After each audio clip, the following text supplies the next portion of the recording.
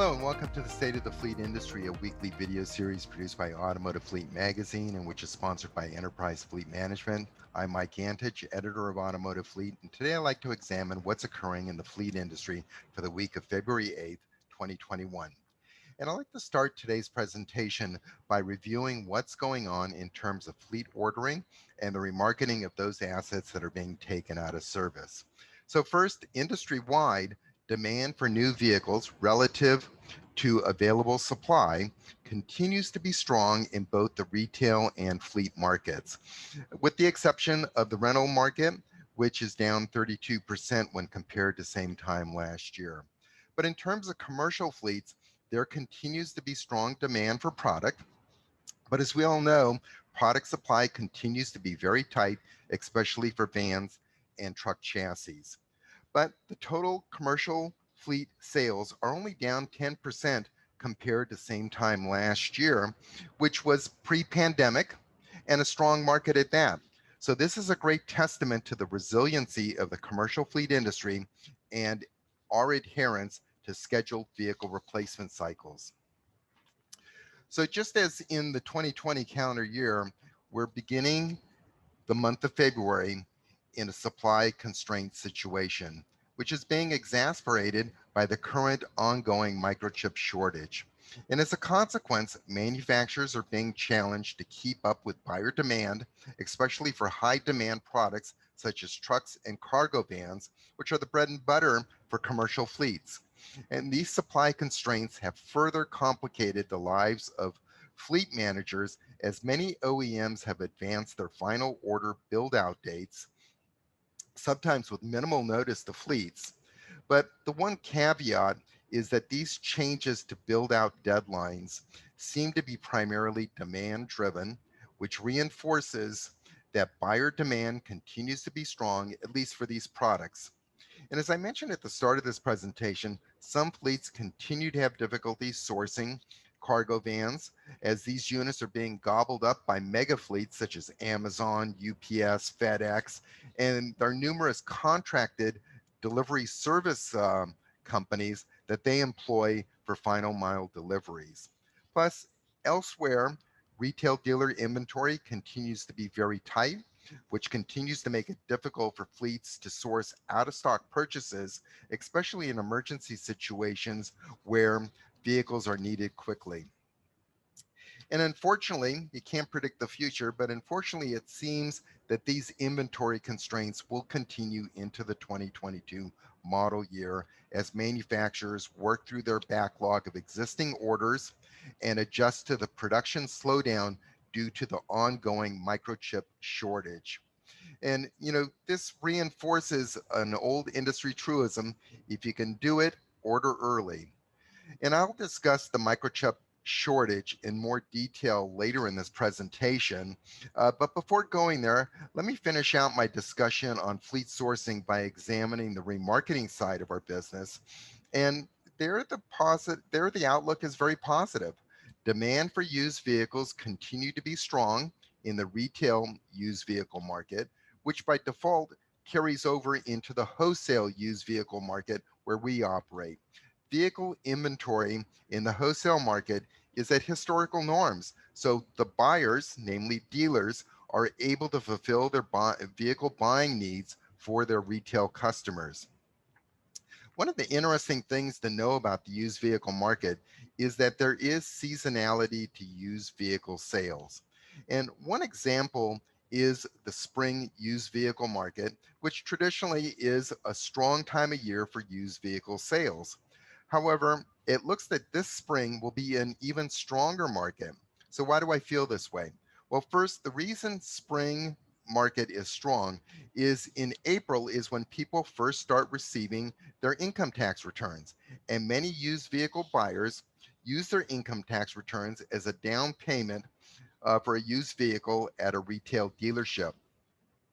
Plus, there's also additional money that's entered the market beyond the income tax returns, and that is in the way of the second stimulus check, which has already been distributed. And that amounted to $600 per individual or $1,200 for a married couple, and an additional $600 for each dependent child. And as we experienced with the first stimulus check, which was sent out last April, many of these dollars will be used to purchase used vehicles. And on top of all of this good news, currently there's another stimulus bill that's moving through Congress, and President Biden has stated unequivocally that it will include a $1,400 stimulus check. So there's a lot of money that's going to be injected into the economy, which historically has been shown that much of it finds its way into the used vehicle market. And these are all positive signs for the wholesale used vehicle market, which in turn bodes well for the resale values for out of service fleet vehicles that will be remarketed at auction. So, positive outlook for the used vehicle market in the coming months.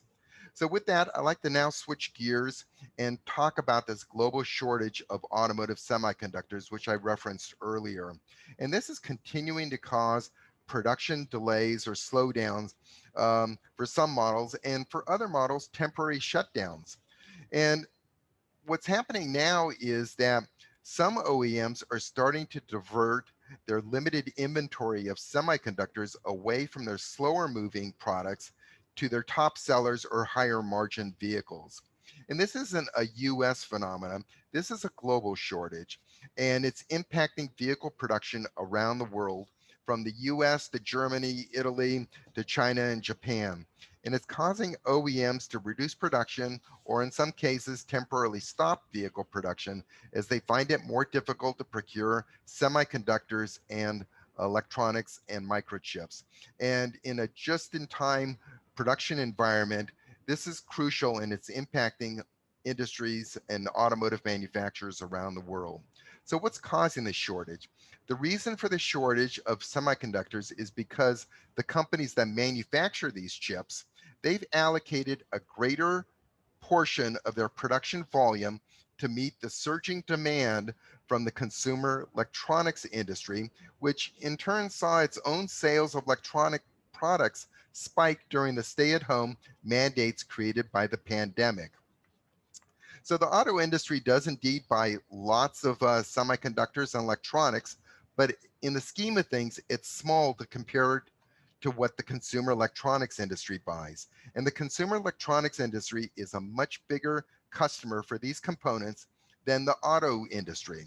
And to put this in perspective, while there may be 80 to 90 million new vehicles built per year worldwide, which is a huge number, this compares to more than 1 billion with a B smartphones that are manufactured each year.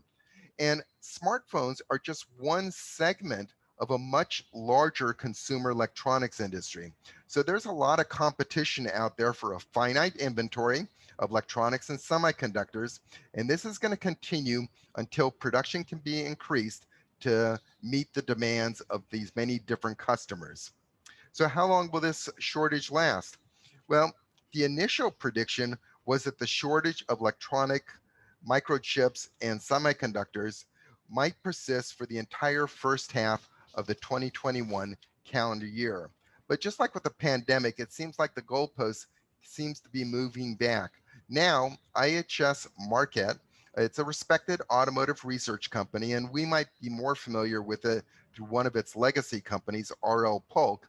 They now have a study out that's saying that the shortage in semiconductors and microchips may have lingering effects possibly into the third quarter of 2021 when we'll be starting the 2022 model year. The one silver lining is that the world's largest manufacturer of these automotive chips is Taiwan Semiconductor Manufacturing Company. And it has said that it's going to build a new $12 billion plant in Arizona. It didn't provide any additional details, but if that does happen, then these products in the future will be locally sourced by our automotive industry. But since my time is running short in terms of this presentation, let me cover a couple other bullet points on other developments in the fleet industry in the past week. The first one is with Amazon, and we're going to be hearing more about Amazon in the coming years as a fleet operation. But they announced that they're now road testing It's Rivian electric van on the streets of Los Angeles. And the first Rivian EV or electric vans, they're going to start making deliveries sometime this year.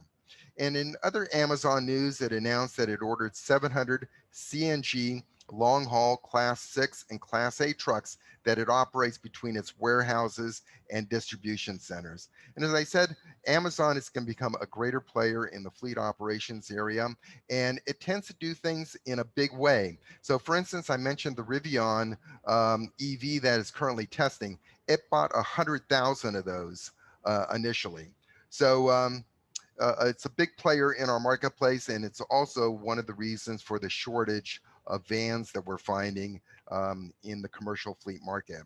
And lastly, and I'm not sure if you saw this, but the National Highway Traffic Safety Administration, NHTSA, which is a unit of the U.S. Department of Transportation, they've now developed new rules that will be exempting some future vehicles, namely autonomous vehicles. And they're going to exempt those autonomous vehicles that are being designed to carry goods instead of people, and exempt them from the crash test standards that we all currently know now, your 5-star crash test standards. And one of the consequences to the relaxation of these crash standards, it's going to allow some really innovative designs to come into play. Because in order to comply with these crash test standards, there are certain restrictions as to how you can actually design and build a vehicle. With that removed, you're going to see a lot of opportunities for designers to have the shackles taken off them on maximizing the cargo carrying capabilities of these vehicles. And what's exciting is we're going to be seeing a lot of innovative and very creative vehicles that are going to be on the streets in the coming years. So with that said, I'd like to conclude my State of the Industry presentation for the week of February 8th, 2021, and I'd like to thank you for listening.